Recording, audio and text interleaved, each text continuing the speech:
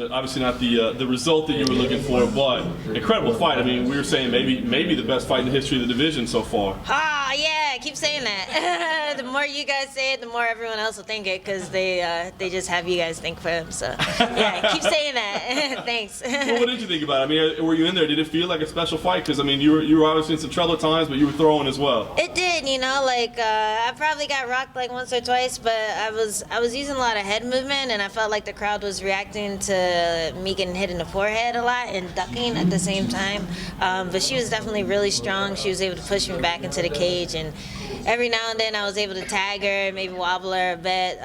So yeah, I definitely knew after the second round, like I had to knock her out. Like I knew, like this, I have to knock her out if I want to win this fight, and I tried. And you know, when I heard the applause afterwards, I knew that at least the fans enjoyed it, so it's good.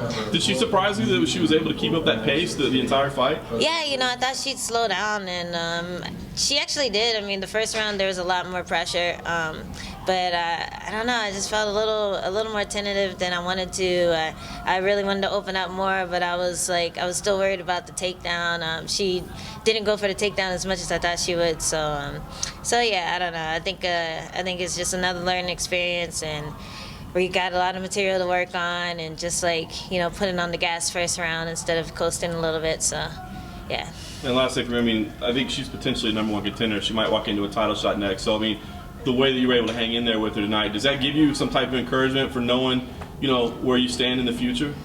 Yeah, I mean, hopefully people appreciate the show that I put on, and hopefully I could get back in there as soon as possible, maybe against, you know, another strawweight ranked in the top 10, so I can keep just building my experience and getting my ranking up, because, like, I'm in it for the long run. I'm not trying to, like, get the belt and retire. I want to keep fighting. I want to be like Neil Magny, like Donald Cerrone, you know, just be in there as much as possible, make as much money as possible, make as many fans as possible. Like, I want to be the fan favorite. I want to be like, you know, Korean Zombie, just up in everybody's face, throwing, and putting on a good show, and hopefully winning next time. So I think a lot of us are aware of your run in Invicta that got you back here. I mean, overall, you know, how did the experience of this week feel to you and the fight? Like, what, just everything that you went through on that journey to get back here, and like, what did that encompass for you?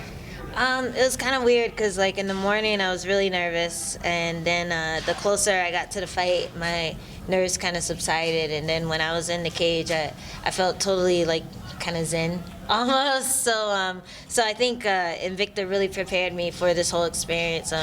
Just being back in the UFC, like I felt more nerves in my last fight in Invicta than I did in this fight. So I think it was a really good foundation for me to go back and get those wins and kind of just get that confidence in myself enough to face someone like Andrade and go in there with, like, you know, just full throttle and believe I can knock her ass out. So, so yeah, it was good. It was a good experience for me. Going back to your toughness, do you feel like, were you surprised at all by yourself, by what was going on in there? Like you said, you got rocked once or twice, and it seemed like we could see it happening, but you reacted so quickly. I'm pretty sure it surprised her as well. And then on top of that, do you feel like that's something you can replicate in future fights as well? Yeah, definitely. I don't think that there's that many people who can hit like her, who are that strong. Like, she has huge traps, so that's like, she's a hook machine. And one thing that surprised me was her ability to close that distance with the hooks. So yeah, like I said, like a lot of it was on the forehead, but every now and then she'd hit me in the chin, and I was like, oh, okay. How it landed, I gotta hit you back, or else they're gonna stop it. So yeah, like I don't know. I had a lot of confidence going into this, and I still do. I'm still happy with the way I reacted, even though I got swarmed. So yeah, I'm like, obviously I'm upset, but at least I have a lot of material to go back in, as opposed to like if it was like our first round stoppage or something like that. Like, I can look back at the footage and say, okay, this is what I did wrong. This is how we're gonna fix it, and I'm in a good place to fix all of that. So yeah. You changed your walkout song.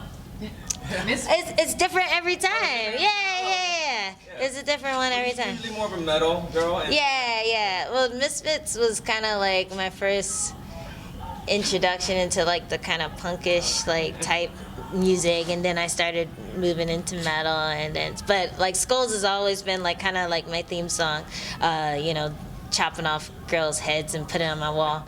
So so I feel like it's very fitting for a female MMA fighter. Was that? I know you had the loss, but how was that walkout? You know, back in the big arena, the big speakers. How was that feeling for you? Like I said, it was a lot more zen than it used to be. I remember just being really like kind of nervous, a little unsure, like, oh, do I hit people's hands? Do I walk forward? Do I run? Do I, like, you know, there was a lot more like guesswork.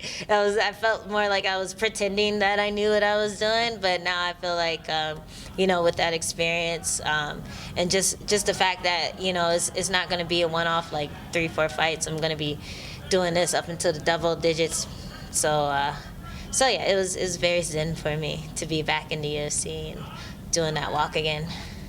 You mentioned you would like to face a top 10 opponent. Do you have a name in particular? Is there a lady you were like? I don't want any of those bitches who are too scared to fight Andrade. Or maybe I did. Maybe I did. If you got the call for Andrade, I want to fight your ass. Yeah, I don't care. I just, whoever's ready, whoever wants to scrap. I'm really confident in myself now. I'm confident in my takedown defense. Confident in getting back up on my feet. Confident in my submissions. You know, and you know, obviously confident in my striking. So whoever's available, whoever wants to scrap, I'm ready to jump in there as soon as possible. As soon as like this swelling goes down. So maybe not Brooklyn, but I told Brian to tell Shelby Brooklyn. So we'll see. And this confidence, you know, that you now have, is that from just being in Alliance for so long, or did it take all those wins, or just a combination of everything? Everything, you know, like I'm training with the best in the world. I'm training with Jessica Penne. I'm training with, you know, Beck Rollins. Like, I'm training with people who are fighting the best in the world and who are the best in the world. And everyone has their own strengths, and I feel like I'm in a good spot to be able to just soak that up and, you know, take from them what strengths they have and use it for my own advantage. So yeah, and then I'm also training with a lot of good what are they called? Flyweights. Flyweight men.